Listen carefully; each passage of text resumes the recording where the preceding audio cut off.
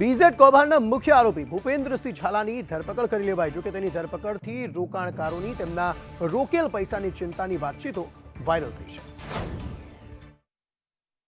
ભૂપેન્દ્રસિંહ ઝાલાની ધરપકડ બાદ તેના એજન્ટો અને રોકાણકારોમાં ફફડાટ જોવા મળી રહ્યો છે.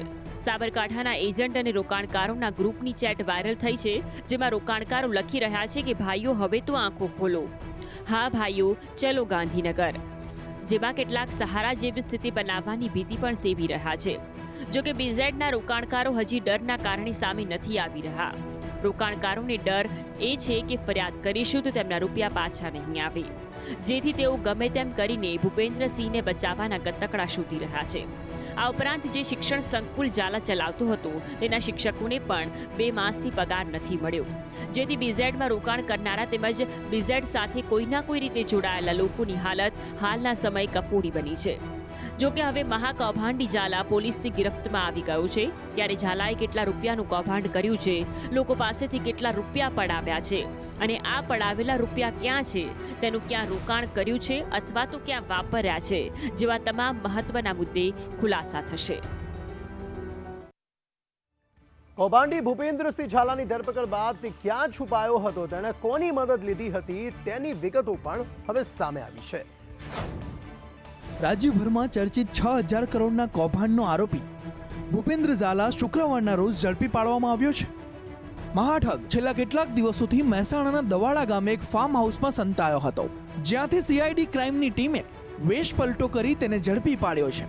મહાકૌભાંડી ભૂપેન્દ્ર ઝાલા છેલ્લા 1 મહિનાથી ગાયબ હતો.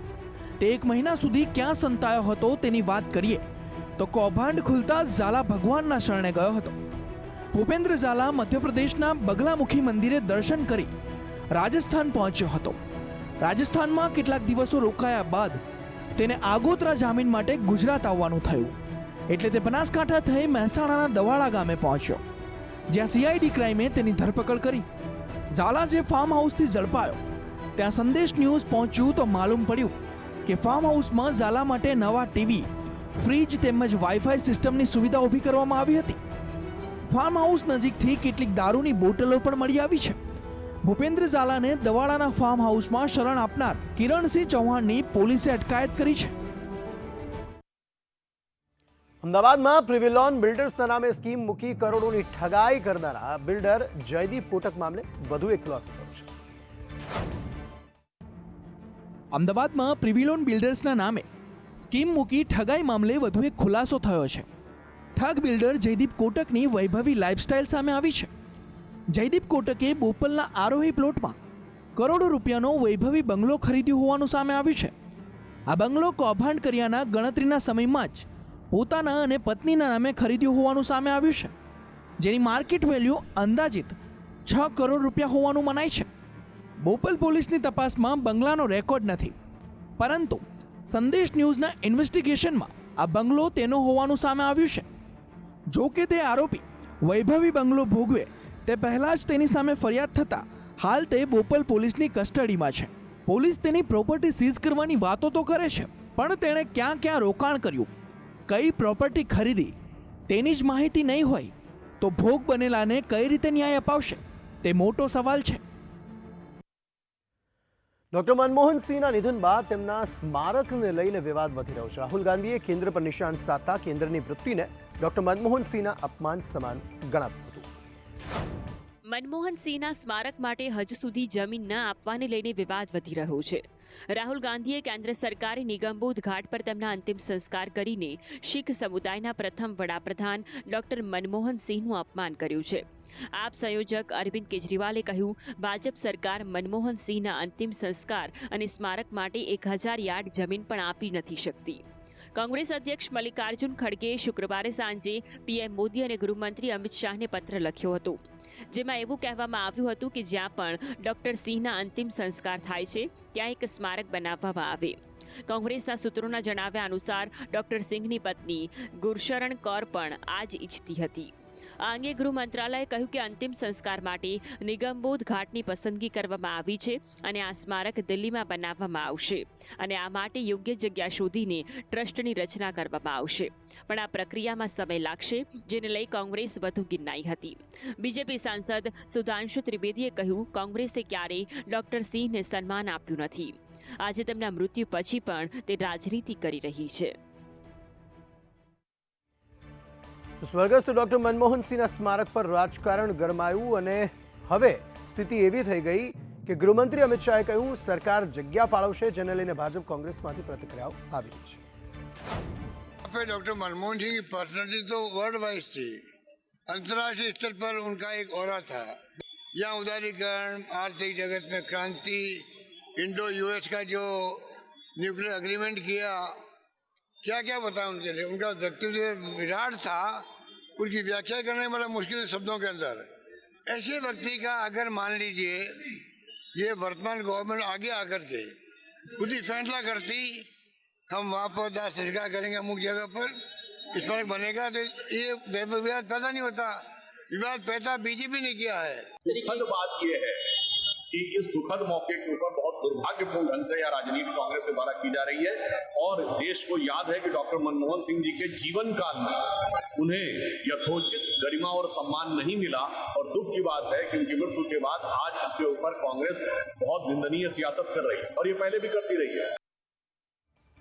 પૂર્વ વડાપ્રધાન ડોક્ટર મનમોહન સિંહના અંતિમ સંસ્કાર આજે દિલ્હીના નિગમબોધ ઘાટ ખાતે રાજ્ય સન્માન સાથે કરવામાં આવ્યા. પીએમ મોદી, રાષ્ટ્રપતિ મુર્મુ અને અનેક નેતાઓએ અંતિમ સંસ્કારમાં હાજરી આપી. પૂર્વ વડાપ્રધાનના અંતિમ સંસ્કારમાં રાષ્ટ્રપતિ દ્રૌપદી મુર્મુ, ઉપરાષ્ટ્રપતિ જગદીપ ધનખડ, વડાપ્રધાન નરેન્દ્ર મોદી, ગૃહમંત્રી અમિત શાહ, સંરક્ષણ મંત્રી રાજનાથ સિંહ, લોકસભામાં વિપક્ષના નેતા રાહુલ ગાંધી, સોનિયા અને પ્રિયંકા ગાંધી હાજર રહ્યા હતા.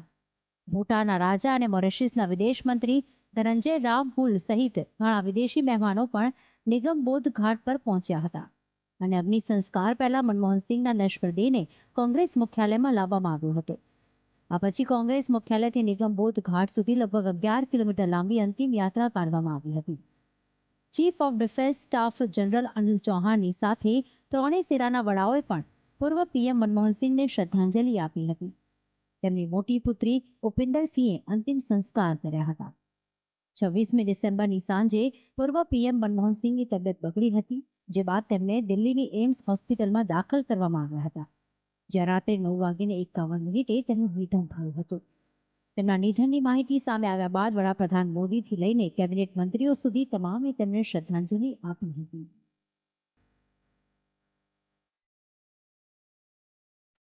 વડાપ્રધાન મોદી આવતીકાલથી દિલ્હી ચૂંટણી માટે બીજેપીના ચૂંટણી પ્રચારની શરૂઆત કરશે. આ અઠવાડિયે તેઓ 2 રેલીઓમાં ભાગ લેશે અને ચૂંટણી પ્રચાર કરશે. પીએમ મોદી 29મી ડિસેમ્બરે રીથાલામાં નવી મેટ્રો લાઇનનો શિલાન્યાસ કરશે.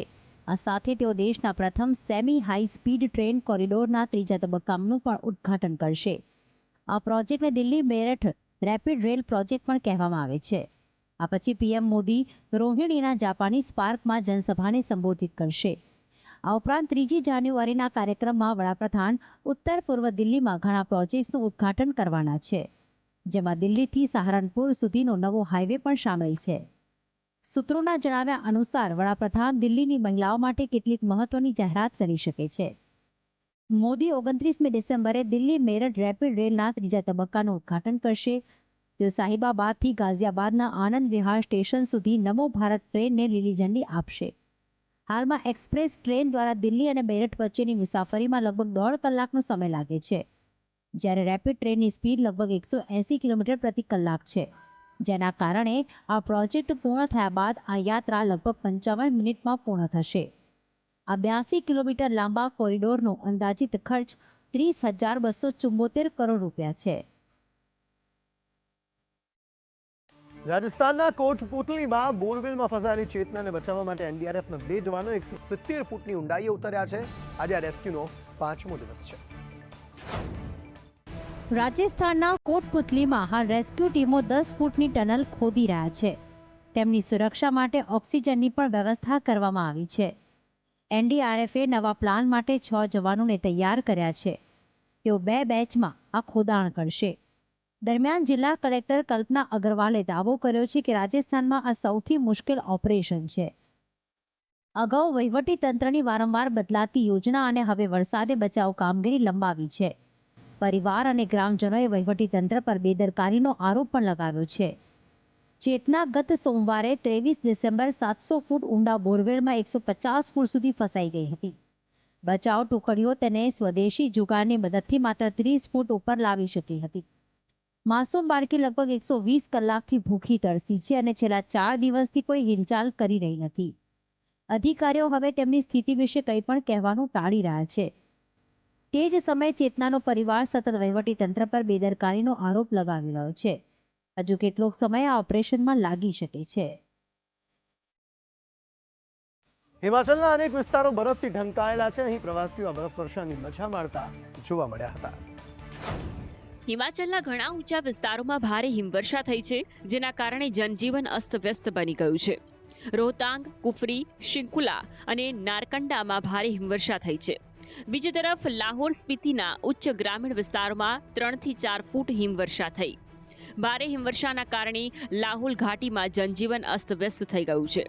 હિમવર્ષાના કારણે ગ્રામજનોની મુશ્કેલીમાં વધારો થયો છે. લોકો તેમના ઘરોમાં કેદ છે. શુક્રવારે સવારથી જિલ્લામાં સતત હિમવર્ષા થઈ રહી છે. આ વખતે ખીણમાં વધુ બરફવર્ષા થઈ. રોહતાંગ, શિંકુલા, બરાલાચા અને કુંજમમાં 2.5 ફૂટ હિમવર્ષા થઈ છે, જ્યારે પાસ કરતા ગ્રામીણ વિસ્તારોમાં વધુ હિમવર્ષા થઈ. અટલ ટનલ, રોહતાંગના દક્ષિણ અને ઉત્તર પોર્ટલમાં સૌથી વધુ હિમવર્ષા થઈ. અહીં 3.5 ફૂટ હિમવર્ષા નોંધાઈ. દારચામાં 7 થી 8 ઇંચ, જિલ્લા મથક કેલોંગમાં 5 ઇંચ, ઉદયપુર સબ ડિવિઝનમાં 8 ઇંચ, ટિંડીમાં 8, સિસુ અને ગોંડલામાં 3 ફૂટ, કોકસરમાં 1 ફૂટ, જ્યારે 3 ઇંચથી 8 ઇંચ બરફવર્ષા થઈ છે. પાણી જામી જવાથી ગ્રામજનોને મુશ્કેલીનો સામનો કરવો પડી રહ્યો છે. તો દેશના ઉત્તરી રાજ્યોમાં ભારે ઠંડીએ કહેર મચાવ્યો છે. જમ્મુ કાશ્મીરમાં બરફવર્ષાના કારણે અનેક લોકો ફસાયા પણ હતા. જમ્મુ કાશ્મીરના ગુલમર્ગ અને તનમર્ગમાં હિમવર્ષાના કારણે ફસાયેલા 68 પ્રવાસીઓને સેનાએ મોડી રાત્રે બચાવી લીધા હતા. હિમવર્ષાના કારણે શ્રીનગર લેહ હાઈવે અને મુગલ રોડ બંધ કરી દેવામાં આવ્યો. ગાઢ ધુમ્મસના કારણે દિલ્હીમાં 14 ટ્રેનો મોડી ચાલી રહી છે. દિલ્હીમાં 24 કલાકમાં 9.1 મીમી વરસાદ નોંધાયો હતો. છેલ્લા 15 વર્ષમાં ડિસેમ્બર મહિનામાં આ સૌથી વધુ વરસાદ હતો. તે જ સમયે રાજસ્થાનના અજમેરમાં પણ ડિસેમ્બર મહિનામાં છેલ્લા 24 કલાક દરમિયાન 21.4 મીમીથી વધુ વરસાદ નોંધાયો હતો. યુપીના મુઝફ્ફરપુરમાં ભારે વરસાદને કારણે એક મકાન ધરાશાયી થયું હતું, જેના કારણે એક મહિલાનું મોત થયું. ગાઝિયાબાદ, મેરઠમાં વરસાદ અને ઠંડીના કારણે 8મા ધોરણ સુધીની શાળાઓ બંધ કરી દેવામાં આવી. વરસાદની સાથે સાથે રતલામ, મંદસોર, બેતુલ, અલીરાજપુર સહિતના અનેક જિલ્લાઓમાં કરા પણ પડ્યા. 29 થી 31 ડિસેમ્બર દરમિયાન હવામાન મુખ્યત્વે શુષ્ક રહેશે તેવી આગાહી કરવામાં આવી છે. ઉત્તરાખંડના પર્વતીય જિલ્લાઓમાં શીતલહેર અને ભારે હિમવર્ષાની સંભાવના છે. ચમોલીમાં તમામ સરકારી, બિનસરકારી શાળાઓ અને આંગણવાડી કેન્દ્રોમાં રજા જાહેર કરવામાં આવી છે. દેશમાં 1 જાન્યુઆરી 2025થી ઘણા મોટા ફેરફારો લાગુ થવા જઈ રહ્યા છે, જેની અસર દરેક ઘર અને દરેક ખિસ્સા પર જોવા મળશે. 1 જાન્યુઆરીથી નવું વર્ષ શરૂ થવા જઈ રહ્યું છે અને દેશમાં વર્ષના પહેલા દિવસથી જ 5 મોટા ફેરફારો લાગુ થવા જઈ રહ્યા છે. સૌપ્રથમ એલપીજી સિલિન્ડરની કિંમતોમાં ફેરફારની શક્યતા છે. આ ઉપરાંત ઈપીએફઓ દ્વારા પેન્શનરો માટે એક નવો નિયમ લાગુ કરવામાં આવશે, જે તેમના માટે એક મોટી ભેટ છે. જેના હેઠળ હવે પેન્શન ધારકો દેશની કોઈપણ બેંકમાંથી તેમની પેન્શનની રકમ ઉપાડી શકશે અને આ માટે તેમને કોઈ વધારાના વેરિફિકેશનની જરૂર નહીં પડે. યુપીઆઈ 123 પેને રિઝર્વ બેંક ઓફ ઇન્ડિયા દ્વારા ફીચર ફોન્સથી ઓનલાઈન પેમેન્ટની સુવિધા પૂરી પાડવા માટે લોન્ચ કરવામાં આવી હતી. તેની ટ્રાન્ઝેક્શન લિમિટ વધારવાનો નિર્ણય લેવામાં આવ્યો છે, જે 1 જાન્યુઆરીથી લાગુ થશે. આ પછી યુઝર્સ હવે 10,000 રૂપિયા સુધીનું ઓનલાઈન પેમેન્ટ કરી શકશે. પહેલાં આ મર્યાદા માત્ર 5,000 રૂપિયાની હતી. સેન્સેક્સ 50 અને બેન્કેક્સની માસિક એક્સપાયરીમાં ફેરફાર કરવામાં આવ્યા છે. હવે દર અઠવાડિયે શુક્રવાર નહીં પરંતુ મંગળવારે તે યોજાશે. આ ઉપરાંત વર્ષના પ્રથમ દિવસથી ખેડૂતોને આરબીઆઈ તરફથી ગેરંટી વિના 2 લાખ રૂપિયા સુધીની લોન મળશે. આ પહેલાં તેની મર્યાદા ઓછી હતી, જે હવે વધારીને 2 લાખ કરાઈ છે.